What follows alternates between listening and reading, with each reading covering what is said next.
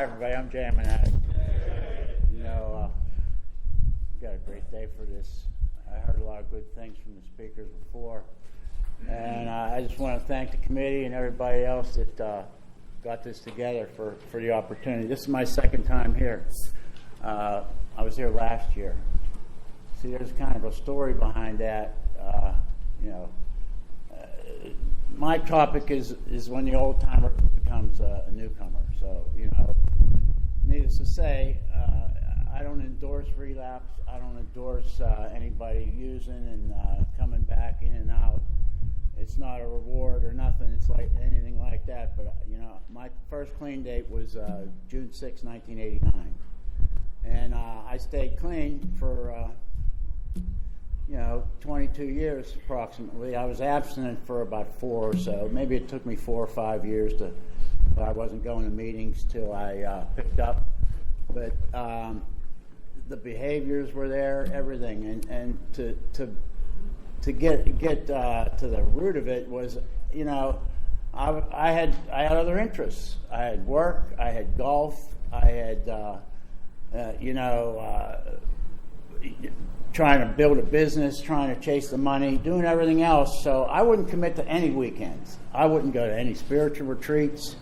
Not that I didn't want to. It's like, but, I wasn't giving up my weekends.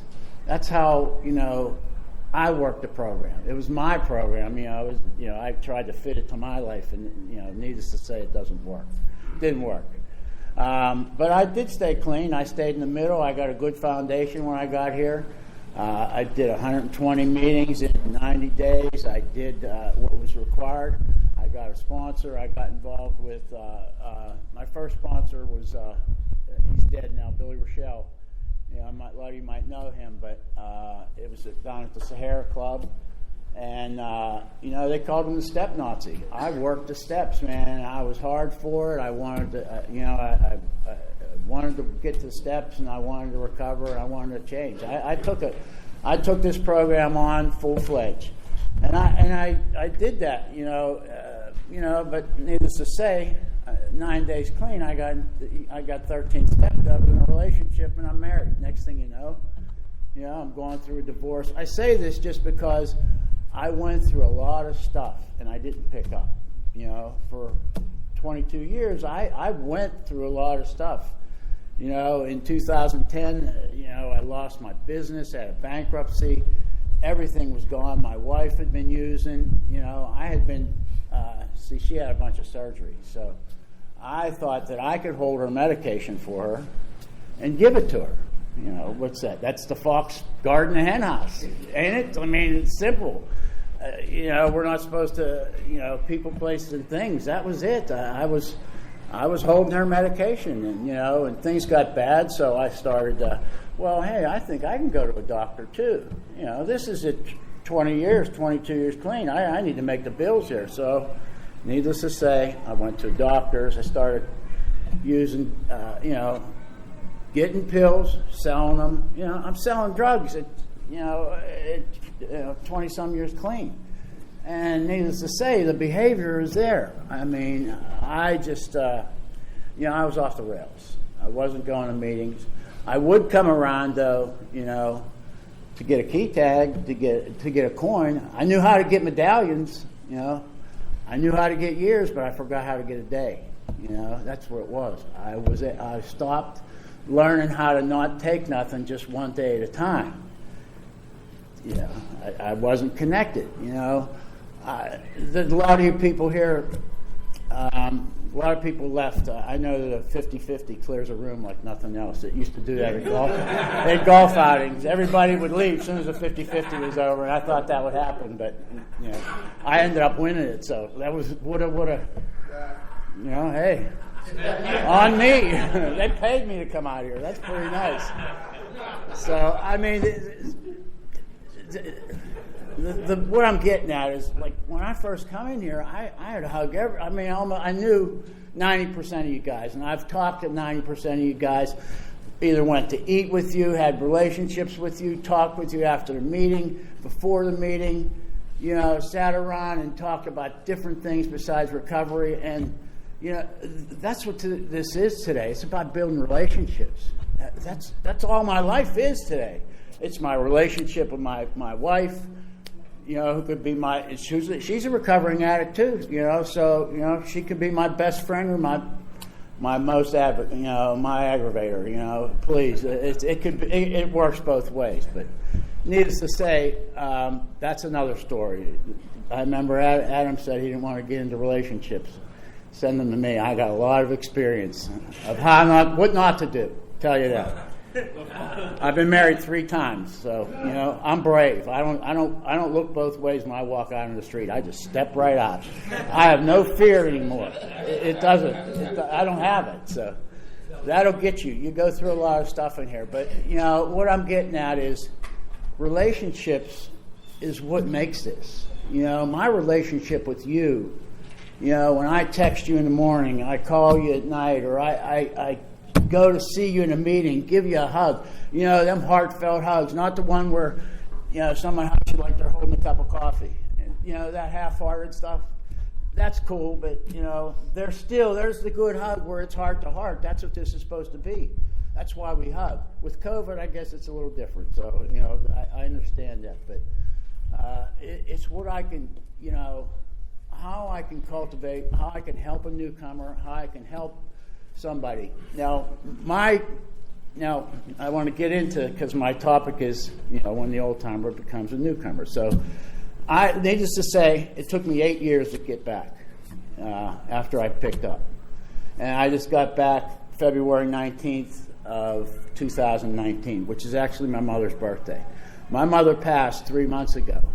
And I was able to come in here, it was during COVID. I got some crap because I was going to some renegade meetings, and, I said, you have your view. I said, my mother's dying. I'm new in recovery. I'm a newcomer. That's what I had to be. To be able to get this program again, I had to become a newcomer. I gave up golf, because that was taking me away from the meetings. I did buy a Harley, which I justified. That takes me to the meetings. So it made perfect sense, perfect analogy, because, our disease, we can rationalize and figure anything out and make it like it's a very, very good idea. That's what happens to me. I don't know. That's what my disease does to me. So it's just about, coming in here, and after having an 8-year absent place of this, I come in here, and a lot of people that I had known, because I've known people in here, that anybody that has over probably 15 years in here, I know you, probably personally, or I know you of you, seeing you around, been in a lot of meetings, or heard you speak, or have been to your home group or something. So a lot of people, when I come back, they were like moving away from me. It's like they thought they were going to catch my relapse. I says, hey, I got a clue for you. You already got this disease, so you ain't catching it from me. So that's the story there on that. So and I got a lot of, hey, you know what to do. I'm like, yeah, okay, I know what to do. If I knew what to do, I wouldn't have stayed out there for 8 years. So, coming in here, this is why what I do when I see anybody, I hear somebody that relapses, and I had to grieve this clean day. It took me about 8 months before I didn't want to say every time I spoke, hey, I had 22 years. I wanted to let you know that I had time and that I had been in this program, and I had been successful, and had a business, and and a marriage, and all this stuff. I did all this crap. My ego was telling me, I want to let you know that I did that. But, like one of the topics was humility. It was like, I had to get over that. I had to say, okay, that clean date's gone. You don't have that. You got a new clean date. And, I got to move forward. So I got, I had 3 days clean at my anniversary, and Mickey H., he asked me, he says, I'll be your temporary sponsor. So I had Mickey for a year, and, he got me connected again, because I was going to a Monday night gray book study, and we would go to people's houses and have dinner and everything. It was like, it was great. It got me connected with people back in the program, some that I knew and some new people, and, it got me a little bit comfortable, because I was freaking crazy when I come back. I was judgmental.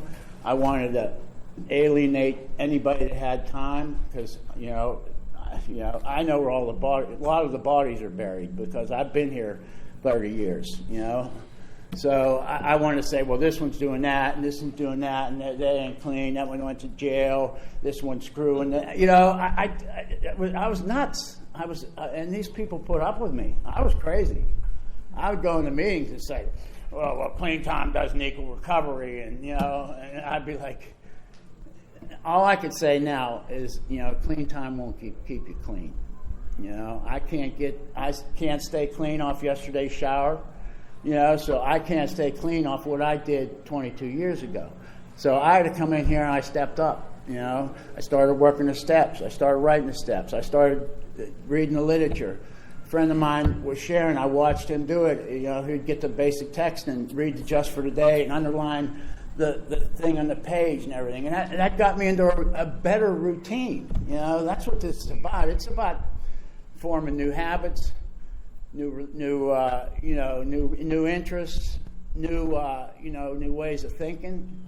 It's a lot about acceptance because there wasn't Facebook. I got clean. We had pagers, and I swear to God, and then I had a flip phone, and that was big time. You were big time if you had a SkyTrack that fit in your holster. It'd be like, yeah, I went to meetings. I'm cool. I got this, and it was like, boy, how shallow. But anyway, that's what it was back then. I remember the one guy had a car phone. It must have weighed 15 pounds, and he'd bring it to meetings, and he had a box he had to put in his phone.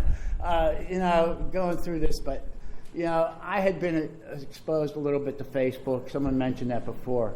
Facebook can be a real freaking. Not only does it blow everybody's anonymity right out the window. I mean, I know everybody's last name because all I have to do is go in there and look at it. If somebody wants to know what I'm doing, they could look me up. But, just about that. It's just about the, wanting the affirmations. I want liked. I want, I want this. I want to comment on this, and I want to put my opinion out there. All that stuff. So. I got the 5-minute warning from Phil. So I'm just going to say that NA has changed. I'll have to admit. But, the literature is still the same. The steps are still the same. The behavior of what we do and connect with people, that's the same. And that's where it's important. A lot of people aren't stepping up for H&I. I mean, with COVID, H&I got a little... got a little backward with some of the facilities, and I understand that, but it's about doing the next right thing, working some steps, and being accountable today, and that's what I try and do. I don't know if there's anything else I could say to let you know, but when people used to tell, I hear someone, I go into meetings, someone say, "Oh, using's not an option for me." I'm like, okay. My ears perk up right away because I used to say that. 15 years clean. Using's not an option for me. I don't have another clean date in me. I don't think I have another recovery in me. Bullshit, we do. I'm 63 years old. I got clean at 32 first. I'm 60. I got clean at 62 years old, and I have a great time, man. I got a lot of good friends. I do a lot of things with recovery.